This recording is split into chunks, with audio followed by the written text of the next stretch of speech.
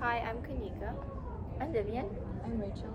So, our first topic, I want to ask you guys, what would you do if you were put in the position of the boy from Vivian at 5? And what would you do if you were treated that way? So if I was the boy in Vinyl 5, I'm thinking about like back in those days and that circumstances, then personally I wouldn't do anything because I wouldn't have understood that that is the way things are and that racism does exist in that time period. So I would have just like walked away and let it go. What about you?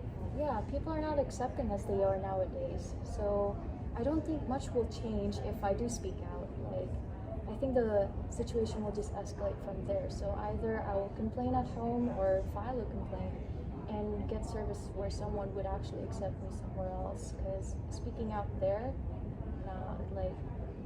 since people were not accepting back then my racist, then yeah, nothing I can do will change anything. So I'll just leave. I definitely think that knowing myself, I would feel a pretty big urge to speak out and say something because just a couple years ago, I would consider myself to be a pushover, and people have said some pretty mean things to me in the past, but I would just kind of sweep them under the rug or let them hurt me, but I wouldn't ever speak up about it.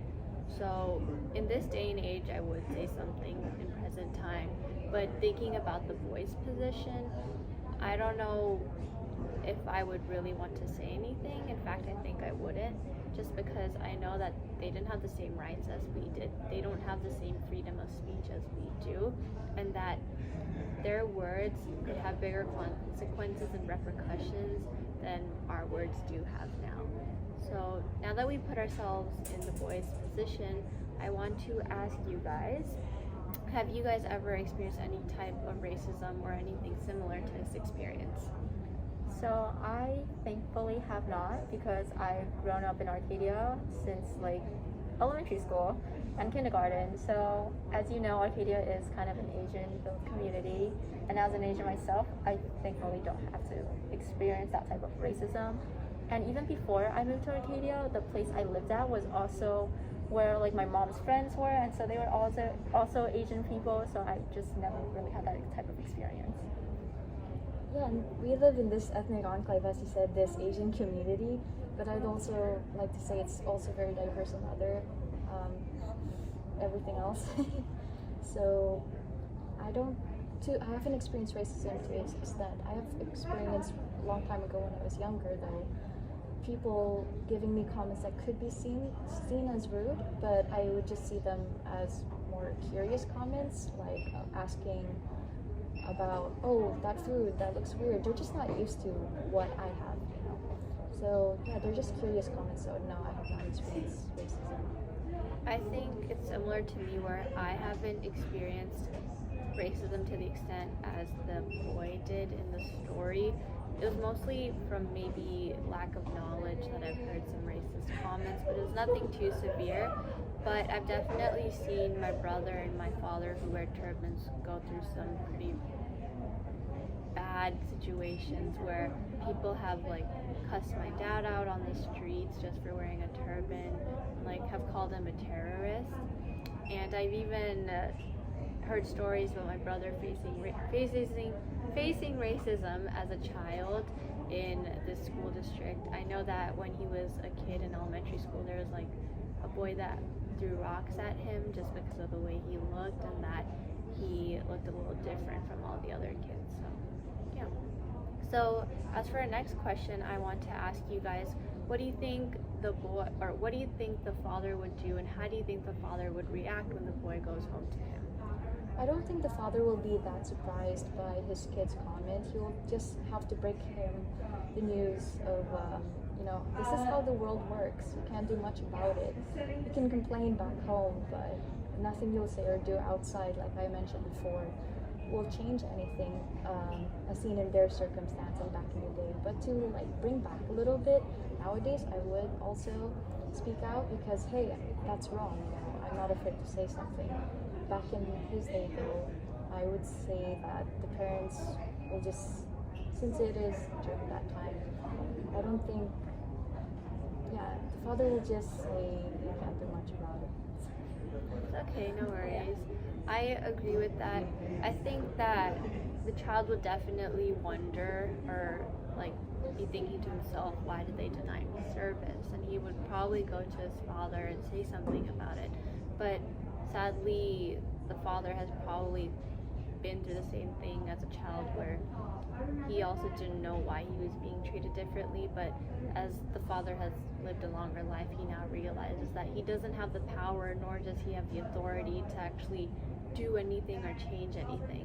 And that's a lesson that he's going to have to teach his child, that we're not in the position to speak up or say anything, or that our opinions don't really matter. So as sad as it is, that is the reality.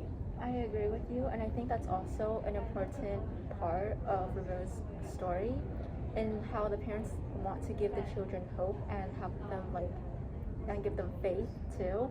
Because in the night before Christmas, the children would always ask the mom, like, why don't we get presents from Santa Claus or the Three Wise Men? And the mom would always be like, oh, you are good kids. And maybe like when they ask for why Santa Claus doesn't give them gifts, the mom tells them to wait for the Three Wise Men. And so she does that because she wants the children to have hope and to continue to be good kids, and that they are out there even if they aren't receiving physical proof, like for the presents.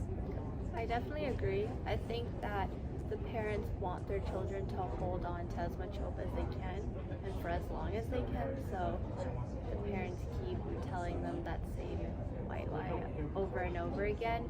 But at the same time, I think that the children do realize the reality of their situation, because every year they're being told a promise that isn't being fulfilled.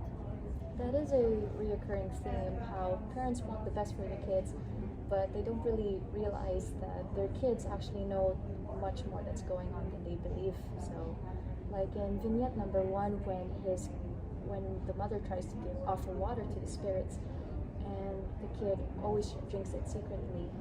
The mom doesn't know this, but the kid is aware of it. Crazy. And then even in a couple other stories, there's times where again the child is aware of the reality while the parent is not. And this is seen in one of the stories where the child is literally calling out to the devil, expecting the devil to come out, but nothing happens. The child goes back inside his house and he understands the reality of the situation when his parents are completely unaware of it. Yeah, I also want to add on to that, and also the earth does not devour him. The child curses at God, and that is one of the biggest things you should not do, because the earth will swallow you. And so the child does it anyways, and he realizes the earth didn't swallow him. So he kind of loses this faith and realizes that God maybe doesn't exist. And it kind of ties in with also Rivera's theme of how the children know more than the parents do. Yeah, and that they have more knowledge than their parents even think that they do. So it was nice to hear your guys' opinions about things and how we disagree and agree on different topics. So. I agree, and that's it. Thanks for tuning in. Bye. Bye.